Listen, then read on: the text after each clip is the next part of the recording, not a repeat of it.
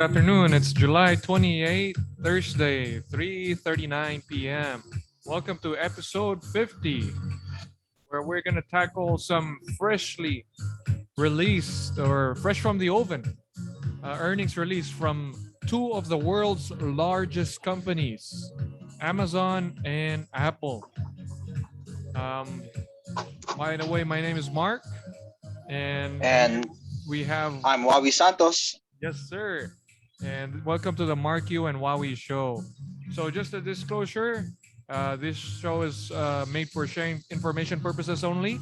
Me and Wowie are both physical therapists here in the USA with a passion and interest in researching and investing our hard earned money in the stock market. So, for those who have missed our previous episode, our 49th episode, me and Wowie shared our recent vacation experience while we went to Europe, Italy specifically, and I went to Mexico and Cancun.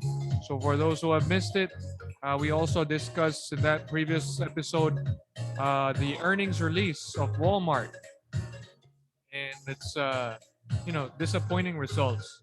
Meanwhile, looks like we're upbeat today, right, Wawi? As the market has closed. Yeah, we had a rally today. Yay! Great rally. As well, we usually do in a weekly basis. We take a look at sentiments first. So on we go. So this is the American Association of Individual Investors. So it was refreshed just yesterday. So we could tell that investors are still on the a little bit of the defensive side, but getting more bullish. So as of yesterday, bullish were 27.7%. Bullish meaning stock investors thinking that the stock market will be up in the next coming months compared to its previous week of 29.6%. A little bit of dip, but nonetheless, the bearish camp has subsided from 42% previously down to 40%.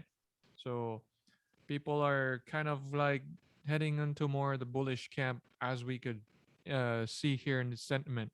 Although fund flows, which has yet to be released, which we also take a look at, indicated that as of last week, people are actually selling globally their stock investments. So breaking just about 10-15 minutes ago, according to investing.com, Dow Jones and S&P 500 have rallied to its highest close in 7 weeks. So it's been more than a month actually that the stock market has been rallying despite the recession fears. And actually this morning, right, while we finally the government came out with a report that the GDP has fallen 0.9% in the previous 3 months. So this is the second consecutive quarter. A quarter makes 3 months constitutes a quarter. So second consecutive quarter of negative means that we're on a slowdown. It also technically means that we're in a recession. So first quarter from January to March of this year, we recorded negative 1.6. Second quarter negative 0.9. So technically we're in a recession.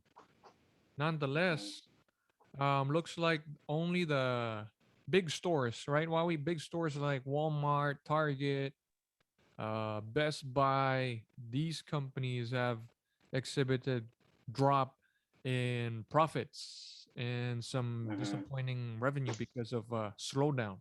What do you think, Huawei? hmm Well, I think all of these our margins are being compressed. You just have to look at execution, um, pricing execution. But you know, these companies leverage their technology as well. So who has the best technology to leverage their position in the market does well. And you could see that with what happened to Amazon. Mm-hmm. True. You know. As you say the word technology, it kind of brings into mind that what we're weekly looking at the performance of the technology sector itself. They're the worst performing sector since the start of the year. But right Mhm. now, those who had bailed out of these FANG stocks, which we're going to take a closer look at, by the way, perfect timing. We have the valuations, the forward ratios, the forward profit margins these companies. We're going to take a closer look to see maybe it's not yet the best way to just dump these big companies just because they're the underperforming stocks of the year. So yeah, according to this article by the Financial Times published about an hour ago, which garnered more than 300 comments. Um, Interestingly, Janet Yellen, which is a Treasury Secretary and former chair of the Federal Reserve, says that she would be amazed if the NBER or the officials at the NBER, National Bureau of Economic Research, declares that we are in a recession. Would be amazed, which is interesting. But according Mhm. to her, the US economy remains resilient. Quote unquote, most economists and most Americans have a similar definition of recession: substantial job losses, mass layoffs, business shutting down, private sector activity slowing considerably, family budgets under immense strain, in sum, a broad based weakening of our economy. That is not what we're seeing right now. Do you agree with this, Wowie? That is not what we're seeing right now. No, that's not what we're seeing right now because we still have a tight job market, and Yes. there's really just a stagnation or a slowing down of the economy. We're still producing products and we're still exporting, and Mm. there's still a high demand. I think our problem right now is inflation. Well, with the commodities slumping for the past couple months at least, I think inflation Mhm. has at least have yet to reflect in the data, but would have actually slowed down already. So Mhm. I do not agree with Yellen saying that the family budget under immense strain. So I could tell already that the credit card business is booming because a lot of people are using credit cards to Mhm. finance their living expenses. Savings have gotten down much lower than the past 9, 10 years. So I could Yes. tell that there are families that are under some financial strain. Although Mhm. the mass layoffs we have seen some of that, but it's in the growing sector, the profitless tech, or the new kind of like supposedly, those that Kathy Woods and Growth his ARK stocks. investments invest in, like growth stocks. Yeah. So Mhm. I won't totally agree with her. I say that there are parts of the economy that have slowed down for sure. So, in breaking, according to investing.com, Amazon just came out with their earnings release, which outstandingly beat estimates. Their sales for the second quarter beat the estimates by almost 2 billion. That's operating income nearly doubled the estimates at 3.3 billion, and operating profit margin more than 100 basis points higher than the estimates, more profitable than what Wall Street has expected, and which is much better, according to the company's forecast for the third quarter. They're seeing their sales between 125 billion to 130 billion, which is in the upper, kind of like matches the estimates at 126.97 billion. So Wall Street is liking this result. So if I hit the refresh button here after hours, Amazon is up 12.3%, $15 more a share, now trading at $137 a share from Wow. 122 when it closed earlier. I couldn't believe it because I think last week when we were out in our trip, I was seeing Amazon at 109 or 108. So this is Mhm. quite a Yeah. huge rally that we're seeing at Amazon. Unbelievable revenue. 120 to 130 billion forecasted. Yes, Unbelievable. for the coming three That months. that yeah, that even beats Apple's current revenue of Oh, 83 billion right now. Apple is at 83. Okay, we're gonna take a look closer Mhm. at Apple too because we have their earnings released right here. But before we jump on that, we have the 1 month performance of some of the commodities. So for the past month, we've been saying that the commodities have slowed down. Primarily the gasoline at the pumps, it's down 18.8% on average, followed by, well, this is not in any order, but I'll just mention the volatility is down 16%, as we have highlighted on our previous Mhm. episode. It's been It's so far so good, I guess, because the stock market has been trending up. Volatility has gone down. They both work inversely related to each other. So crude oil is down 13%, wheat down 12%, oats down 12%, heating oil down 12%, crude oil Brent, which is the international price for the crude oil, down 8.8%. Corn is down 8%. Copper is down 7.6%, which is kind of indicative as most of the primary components of commodities for industrial use are down, and also for consumption, as we have discussed wheat and stuff. Natural gas, though, it's up 25% for the past month. I think it's Mhm, more something to do with pipelines being shut by Russia going to Europe. mhm. That Yes. conflict has still ongoing. So next slide we have here is the FANG stocks: Alphabet, Amazon, Apple, Meta, or Facebook, Microsoft, and Netflix.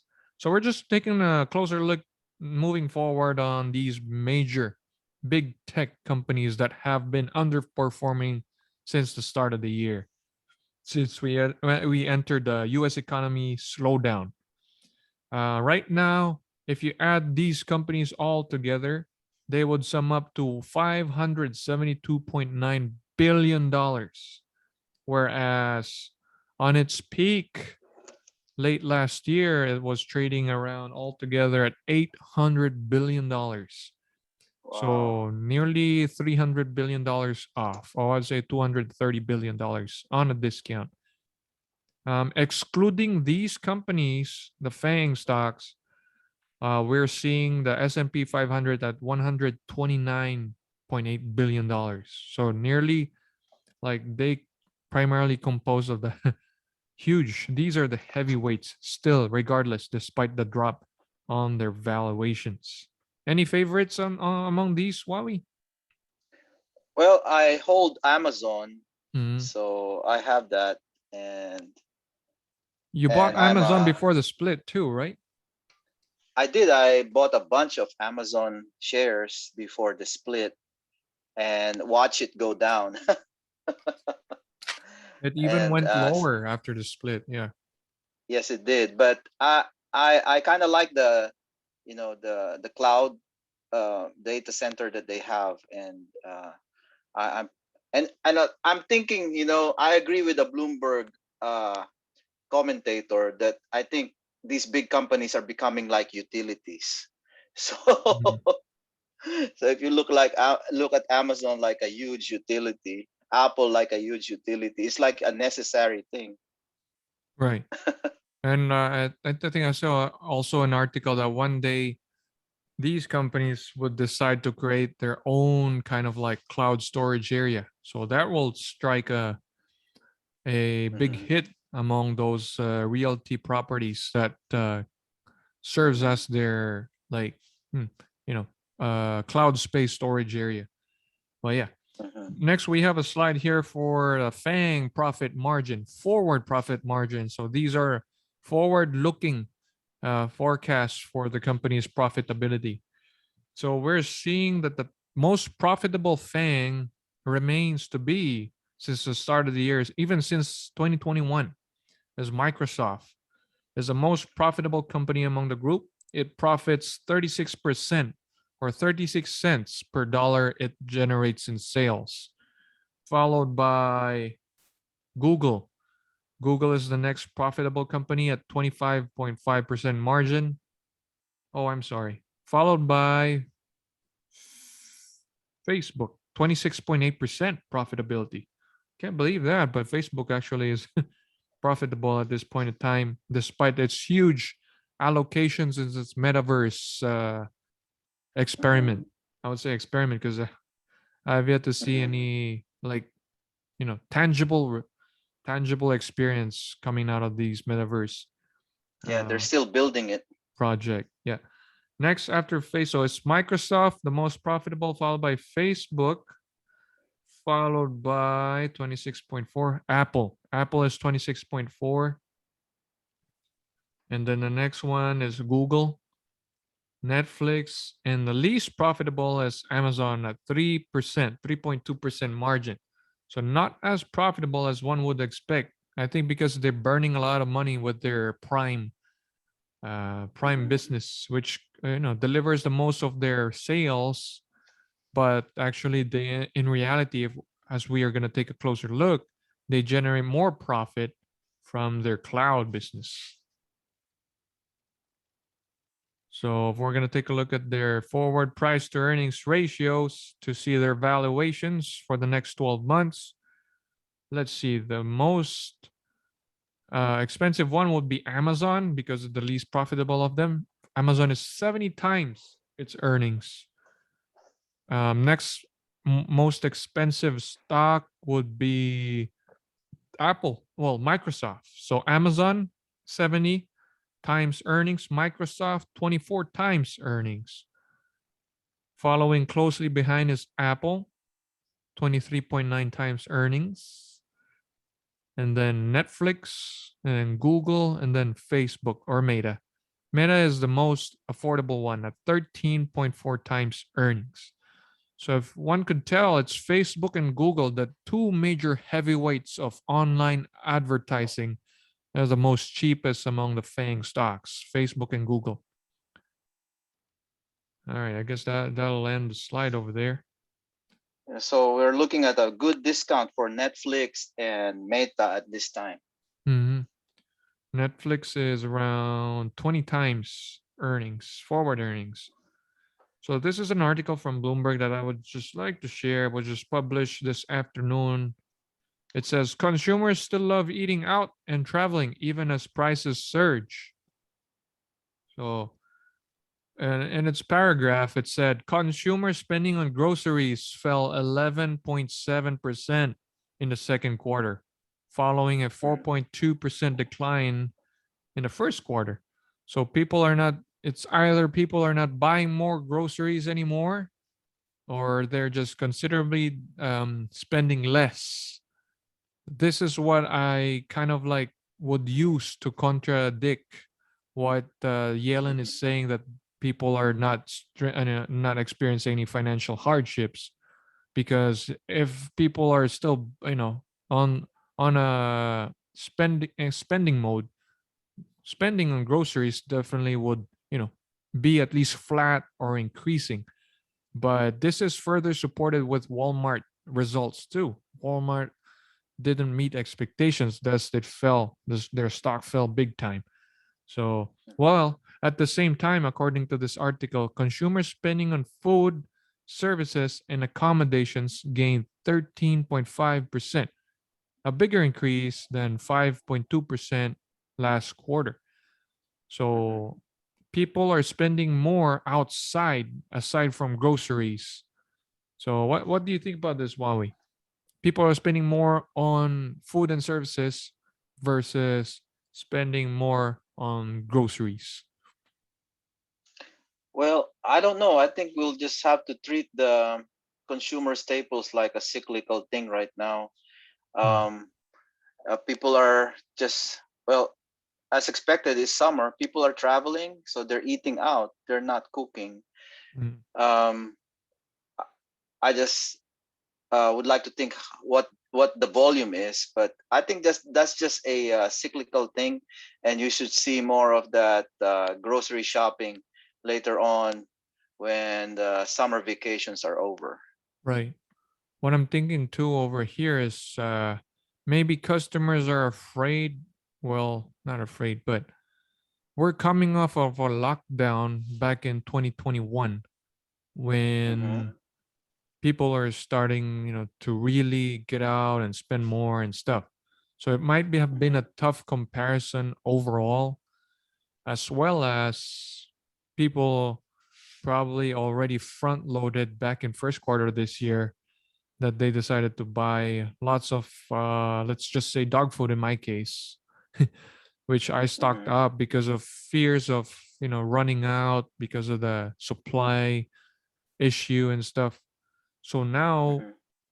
inventories are bountiful, a lot of a lot of supplies. So Well, people. you have to look at Mhm, delivery too. You Right. know, food deliveries are probably on the increase. Mm, And I just have to look at my own personal experience. We don't cook as much now. We just have lunch bags, right. where we with fresh ingredients that we cook, Uh, and we don't go to the grocery store as much anymore. right. Well, So there's that part mm, also that's going into the shopping, grocery shopping, right. cutting into the grocery shopping that most consumers used to do. Right. As people feel more comfortable, right? And nowadays, at least Hmm. there's some sort of comfort there. Not any more panicking like, oh, we need to get more groceries and stock up. So now we're gonna jump on Amazon, the 1.2 trillion dollar company as of the market close. So tomorrow might be a different story because its shares is skyrocketing up 12.39% at this point in time. So Wow. it was as low as $101 a share just a few weeks ago. So Amazon stock surges as Amazon Web Services or its cloud business drowns out bottom line noise. Amazon beats revenue. And if we're going to take a look at it closely at its numbers, so we have now the earnings release. So earlier we already said the estimates, how it has handily beat estimates. So here we go. 3 months ended 2021, 2022. So this is the latest. So no total net sales 121.2 billion compared to 113 billion last year. This despite the reopening play. I guess it kind of helps too because when the business has reopened, people started spending more outside. So probably they didn't get the full reflection here. This might have been a little bit higher if not for the lockdown or the previous year. But nonetheless, they grew almost 121 minus 113, $8 billion compared to last year. Their operating expenses, though, however, it has definitely climbed up. 117.9 minus 105. Operating expenses climbed nearly $13 billion. So probably because of the inflation and higher salary, fulfillment Hmm. definitely nearly 3 billion more. Technology content. Oh, did they buy? Oh, they bought MGM, but that was a long time ago, right? Huawei, sometime last year. Well, they bought One Medical recently. Ah, I just forgot for how much. yep, Yeah, they bought a medical company, right. And it might appear on the next a quarter. healthcare company, I Yeah. mean. So operating income actually declined. If we're gonna look at the closely at their numbers, from 7.7 billion to 4.4 to 3.3 billion, losing 4.4 billion dollars. So Amazon actually, I'm just making sure, Amazon actually is less profitable at this time Hmm. because of And I higher would expenses. think for the next 5 years, they're gonna heavily capitalize on these different uh, revenue streams. Uh, Healthcare, they did the Whole Foods thing. It's Yes. like an ongoing experiment with this company, Mm, going to foraying foraying into all these different revenue streams, and now healthcare, right. uh, And trying to change healthcare. it's bottom line too. It's profit. They don't have any profit. They delivered $2 billion in losses. Am I looking at this right? Let Yeah, me yeah, just you make are. sure. Well, Because I've market read is some kind of. Mhm. analyst research on Amazon, and looks like they're going into India as well. So there's so many capital expenditures that they're doing right now. Yeah, but from $7.77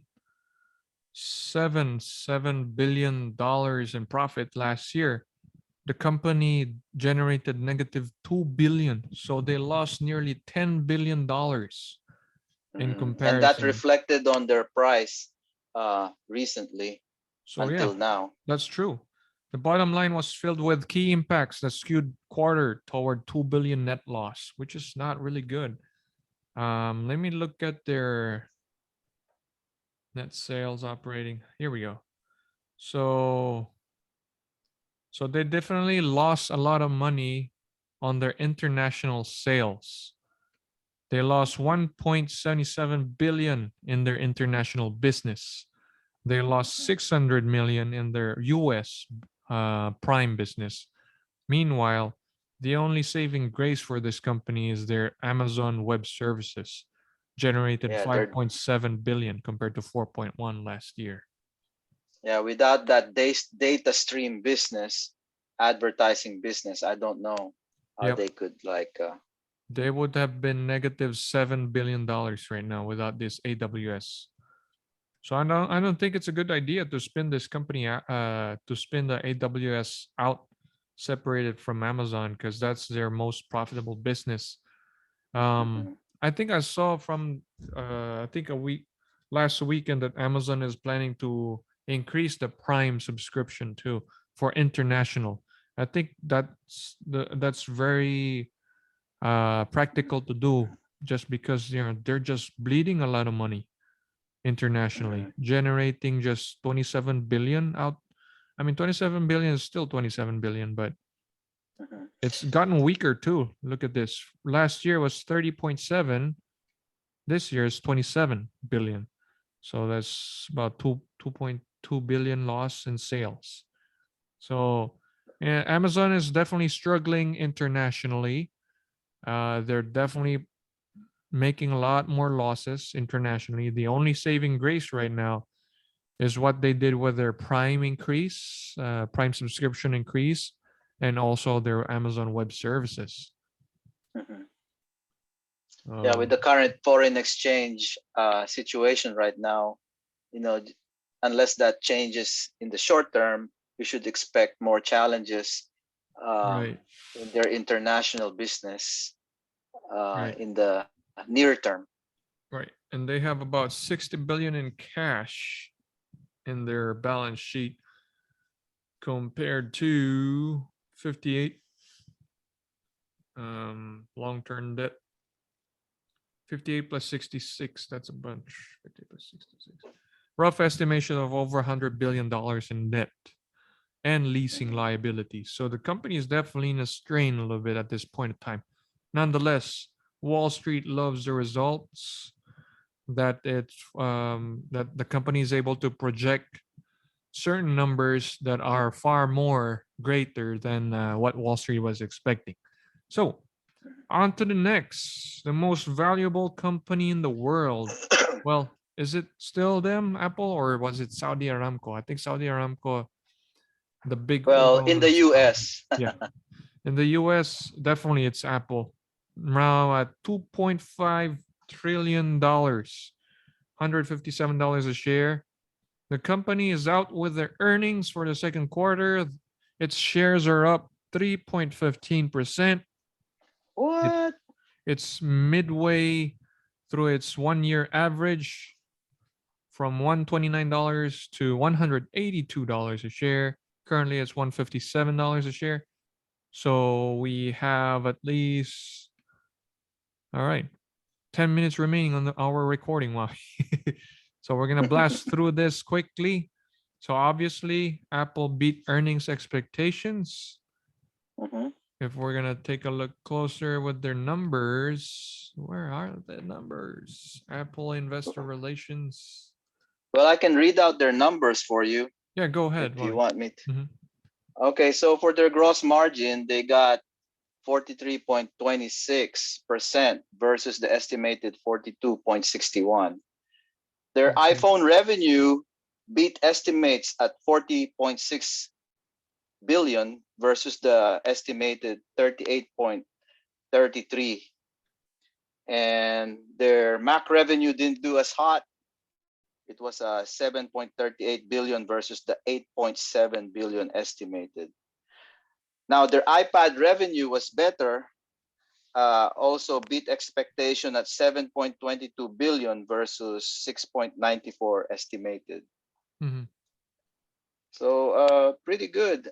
Services revenue was 19.6, almost equal to the estimate of 19.7 billion dollars. So they Other beat. products, Uh-huh. well, it's about the same for their Mhm. services.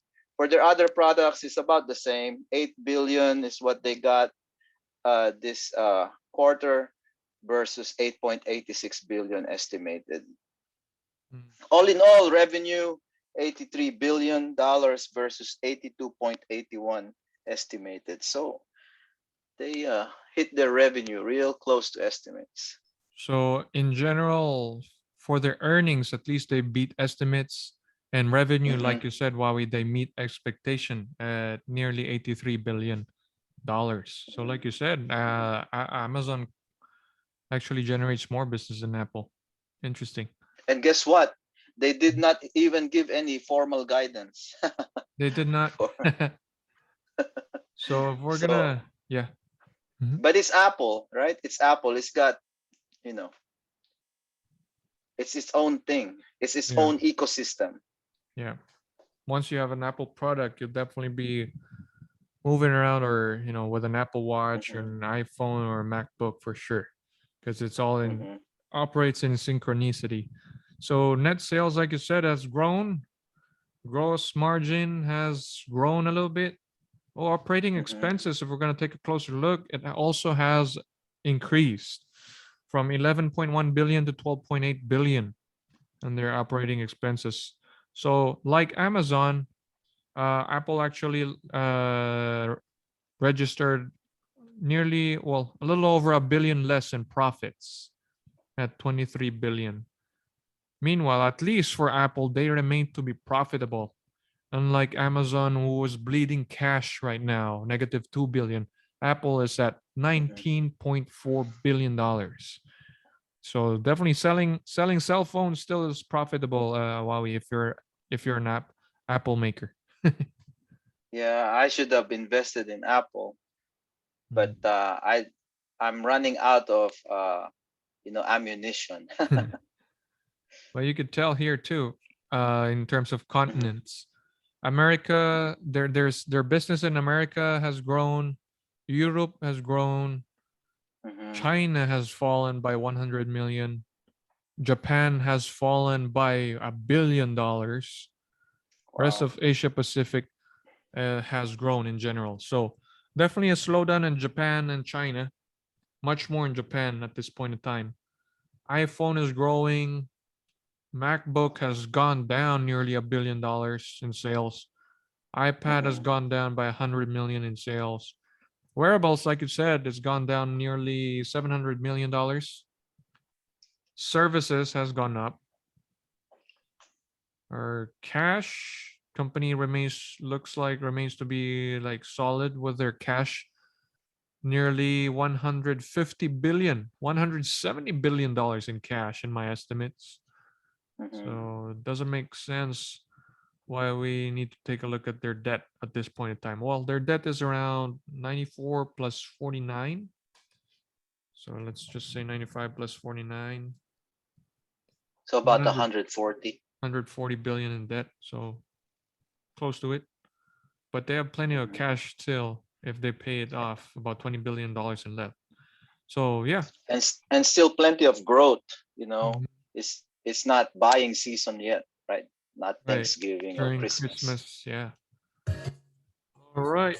Well, now at least we have taken a closer look at the big tech companies. Why? What do you say? Should we stay put with these investments that we have on Of these big course, companies? yeah, it's just ramping up. It's just ramping up at this time. So, and who knows? Now that the numbers are out, we are officially in a recession. But it's not Hmm. not other like similar to the COVID recession where it only occurred for a couple months after the lockdown, and after the stimulus were provided, people started buying online and stuff. Hmm. Who's to say? Maybe we're already bouncing back from this economic slowdown. Because Yeah, so, and there's some policies to support near-term growth. The right. anti-inflation bill and the CHIPS Act are being supported right now. Yeah, because if we're gonna, just rely on the numbers itself, negative 1.6 or 1.9 in the first quarter, and now we're down to negative 0.9. So we're still in a negative, but it's still going uptrending, recovering. Hmm. So maybe next quarter will be back up again in the green in terms of GDP growth. So who's to say? Maybe we're at the bottom. Well, we just have We'll to stay find out. tuned, right? Yeah, stay tuned and we'll find out. Yes. All right. Well, thank you guys for joining us in our episode 50, Ebbs and Flows. Hope you guys stay safe out there. Again, this is Mark Yu, Wawi Santos. and we're signing out.